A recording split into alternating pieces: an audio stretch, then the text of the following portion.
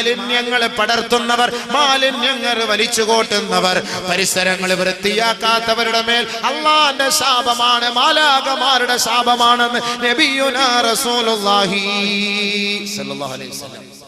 ആര് പഠിപ്പിച്ച ഇന്ന് രോഗം പടരാനുള്ള കാരണം മാലിന്യം, മാലിന്യം, മാലിന്യം. അതുകൊണ്ട് നബി തങ്ങൾ അന്നേ പറഞ്ഞു നമ്മൾ വൃത്തിയാക്കണം, പരിസരമൊക്കെ വൃത്തിയാക്കണം. ജനങ്ങള് വിശ്രമിക്കുന്ന നടക്കുന്ന സ്ഥലങ്ങളിലൊന്നും പോരുന്നതിന് പാത്താൻ നിൽക്കരുത്, മൂത്രമൊഴിക്കാൻ നിൽക്കരുത്, കാഷ്ടിക്കാൻ നിൽക്കരുത്, കാർക്കിച്ച് തുപ്പരുത്. റോഡിൽ ആരെങ്കിലും കാർക്കിച്ച്, ഇപ്പൊ റമളാൻ മാസം അല്ലേ, ഇഷ്ടം പോലെ കൊട്ടക്കണക്കിന് കിട്ടും. എവിടെയെങ്കിലും ഒക്കെ ബസ് ഇരുന്നുണ്ടോ എന്നും പറഞ്ഞ് താഴോട്ട് ആരുടെയെങ്കിലും മണ്ടലോട്ട് തലയിട്ട് വീണ് കഴിഞ്ഞാൽ അവൻ കുളിക്കാൻ അത് മതി. മനുഷ്യന്മാർ ഇതെല്ലാം ഇങ്ങനെ പിടിച്ചു വെച്ച് ഈ നമ്മുടെ ശരീരത്തിന്റെ ഒരു ആരോഗ്യത്തിനാണ് ഈ ഉമിനീര്, തുപ്പല്, അതെല്ലാം കൂടെ ഇങ്ങനെ പിടിച്ചു വെച്ച് നമ്മൾ എന്തിനപ്പോ ഈ തുപ്പാൻ പെട്ടത്? അതിങ്ങനെ വിഴുങ്ങാൻ അള്ളാഹു നമുക്ക് തന്നെ. ഇനിയിപ്പോ എല്ലാം കൂടെ ഒരു 1/2 ലിറ്റർ ആക്കിയിട്ട് ഒരൊറ്റ വിഴുങ്ങ, അങ്ങനല്ല ഇതിന്റെ അർത്ഥം. നമുക്ക് കിട്ടുന്നത് ഊർന്ന് വരുന്നത് നമ്മളതങ്ങോട്ട് വിഴുങ്ങലല്ലേ, അത് നമ്മുടെ ശരീരത്തിന്റെ ആവശ്യത്തിന് അള്ളാഹ് തന്നിരിക്കുകയാണ്. അത് മൊത്തം ഇങ്ങനെ തുപ്പി കളഞ്ഞ കാരണം നാട്ടുകാരെ മുഴുവൻ ഇടങ്ങാറാക്കാൻ. മറ്റുള്ളവർ പറയില്ലേ, നോമ്പും വന്ന് ഇനി പരിസരമൊക്കെ വൃത്തികേടായി ആകെ ഇടങ്ങാറ്. പള്ളിയിൽ കിടക്കുന്ന ചെരുപ്പിൽ പള്ളിക്കകത്തുനിന്ന് ഇങ്ങനെ തുപ്പുക, നല്ല റാഹത്തായിട്ടിട്ട് പോയ ചെരുപ്പ്, അവസാനം ഇയാൾ വന്ന് ചെരുപ്പിടുമ്പോൾ മാർബിളി തെന്നിയതുപോലെ ക്ലൂന്നും പറഞ്ഞ് തെന്നി അങ്ങോട്ട് പോകും. കാരണം എന്താ? നല്ല സാധനം അതിനകത്ത് കിടക്കാൻ കഷ്ടം. മനുഷ്യന്മാർ എന്തിനപ്പം ഇങ്ങനെ തുപ്പുന്നത്?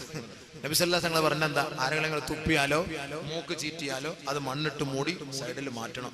അതിലൂടെ ആളുകൾ നടന്നു പോയാൽ അതിലൂടെ ആ ആളുകൾക്ക്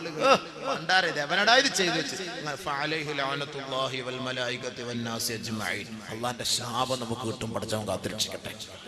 സൂക്ഷിക്കണം. പരിശുദ്ധ പ്രവാചകൻ പഠിപ്പിച്ചേരിയ എത്ര നല്ല മഹത്തായ വഴി. അപ്പൊ ഞാൻ പറഞ്ഞു വന്ന അലി റളിയല്ലാഹു തആല അൻഹുവിന്റെ വാക്ക്. അപ്പൊ എങ്ങോട്ട് പോയാ അത് ശുചിത്വം, നമ്മുടെ വിഷയവുമായി ബന്ധപ്പെട്ട തന്നെ ഈ രോഗത്തിന് പരിഹാരം എന്താണ്? വൃത്തിയാണ്. ഈ വൃത്തി എന്ന് പറയുമ്പോൾ പരിസരം മാത്രം വൃത്തിയാക്കിയാ പോരാ, ശാരീരികമായ വൃത്തി കൂടെ നമുക്ക് വേണേ. എല്ലാവരും ദാടി പഠിച്ച് വൃത്തിയാക്കി ശുദ്ധിയാക്കും. കക്ഷത്തിന്റെ മുടിയെടുക്കൂല, നുകം മുറിക്കൂല, അവന്റെ ഗുഹ്യഭാഗത്തെ മുടി അവൻ നീക്കം ചെയ്യൂല.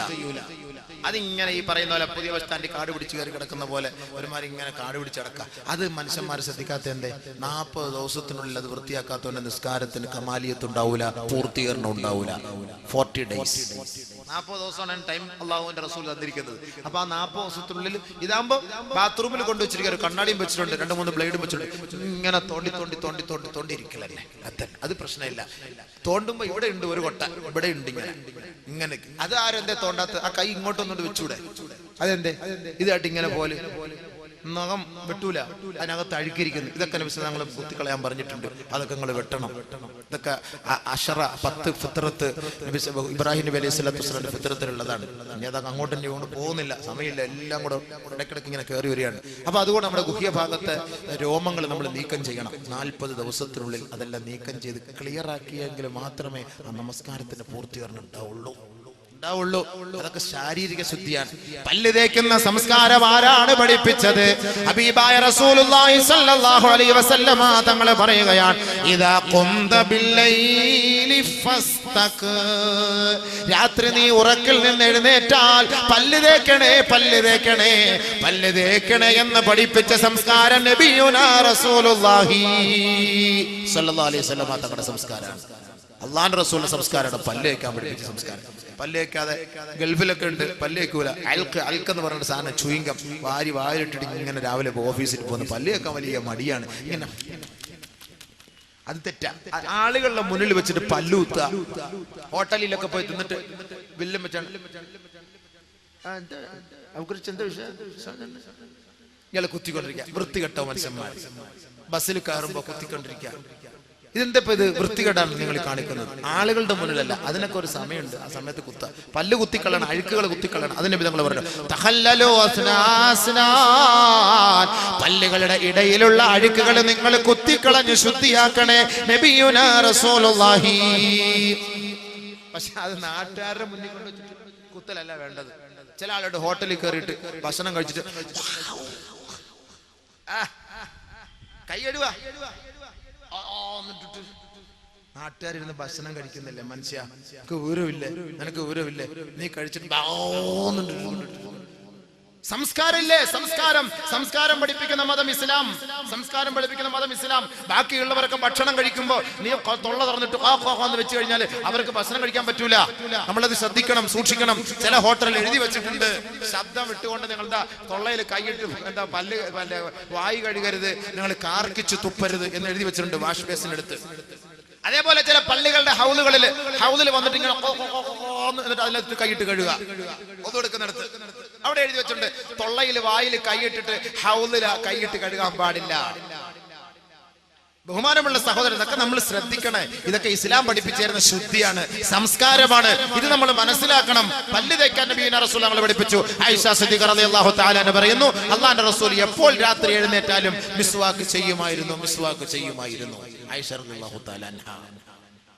ഇന്നല്ലാഹ യുഹിബ്ബുൽ മുതതഹിരീൻ, ശുദ്ധിയുള്ളവരെ, വൃത്തിയുള്ളവരെ അല്ലാഹു ഇഷ്ടപ്പെടുന്നു. ഇത് പരിശുദ്ധ ഖുർആൻ പറയുമ്പോ ദിനേന 5 പ്രാവശ്യം ശാരീരികമായ ശുദ്ധി വരുത്താൻ പരിശുദ്ധ ഇസ്ലാം പഠിപ്പിക്കുന്നത് പോലെ തന്നെയാണ് രാത്രി ശാരീരികമായി ബന്ധപ്പെട്ട് കഴിഞ്ഞാൽ നിങ്ങൾ കുളിക്കാതെ കിടക്കല്ലേ. ഹബീബായ റസൂലുള്ളാഹി സ്വല്ലല്ലാഹു അലൈഹി വസല്ലമ തങ്ങൾ പറയുന്നു, ലാ തദ്ഖുലുൽ മലായിക ബൈതൻ ഫീഹാ ജുനുബുൻ വലാ കൽബുൻ. ആദരവായ റസൂലുള്ളാഹി സ്വല്ലല്ലാഹു അലൈഹി വസല്ലമ തങ്ങൾ പറയുന്നു, ഒരു വീട്ടിൽ അല്ലാഹുവിന്റെ റഹ്മത്തിന്റെ മലക്കുകൾ പ്രവേശിക്കുകയില്ല. ആ വീട്ടിൽ വലിയ ശുദ്ധിക്കാരനും കുരയ്ക്കുന്ന കടിക്കുന്ന നായയുമുള്ള കാലത്തോളം ആ വീട്ടിൽ റഹ്മത്തിന്റെ മലക്കുകൾ പ്രവേശിക്കൂല എന്ന് ഹബീബുനാ റസൂലുള്ളാഹി. മനസ്സിലായോ? രാത്രി പരിപാടി കഴിഞ്ഞിട്ട് കുളിച്ചിട്ട് കിടക്കണം, അല്ലെങ്കിൽ ഒതുവെങ്കിലും എടുത്തിട്ട് കിടക്കണം. അതാണ്. അല്ലെങ്കിൽ ആ വീട്ടിൽ എന്തുണ്ടാവൂല? മലക്ക്, റഹ്മത്തിന്റെ മലക്ക് വരൂല.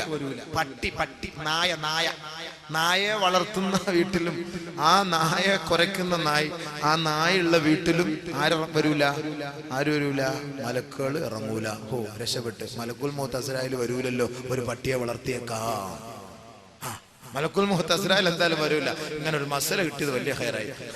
അത് മോൻ കളി വേറെ, അത് ആള് കളി വേറെ, അത് വേറെ സാധനം. നീ പട്ടിയല്ല പന്നിയായിരുന്നാലും നീ ഏത് ഭാഗത്തിരുന്നാല് എന്നെ പിടിച്ച് അപ്പോഴെ കൊണ്ടാണുള്ള കഴിവ് അത് അള്ളാഹ് വേറെ കൊടുത്തിട്ടുണ്ട്.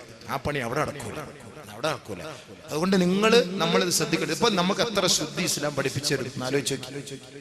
അപ്പൊ മനുഷ്യൻ ആരാണ്? അശക്തനാണ്. ഒരു കൊതുവ് കടിക്കുമ്പോ, ഒരു മൂട്ട കടിക്കുമ്പോ അതിനെ നിയന്ത്രിക്കാൻ മനുഷ്യനെ കൊണ്ട് കഴിയില്ല. അപ്പൊ അവനാരാ? മിസ്കീൻ. തൂലിമുൽ ബഖാ വതഖ്തുലുഹു ശരിഖാ.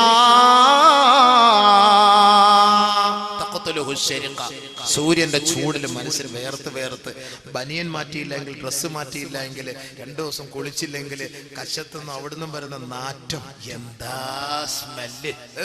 എത്ര വലിയ സുന്ദരി എന്ന് പറഞ്ഞാലും ഈ സാധനം അങ്ങോട്ട് അടിച്ചു വീശിയാൽ എന്റെ പൊന്നെ മിസ്രിലെ പെണ്ണാന്ന് പറഞ്ഞാൽ ദേവി ഇത് തൊള്ള ഉറക്കല്ലേ, അള്ളാഹുവാണ് സത്യം, ഞാൻ എത്ര വേണേലും പൈസ കിട്ടുക കാണിക്കുകയും ചെയ്യും, ഈ തൊള്ള ഉറക്കല്ലേ എന്ന് പറയും.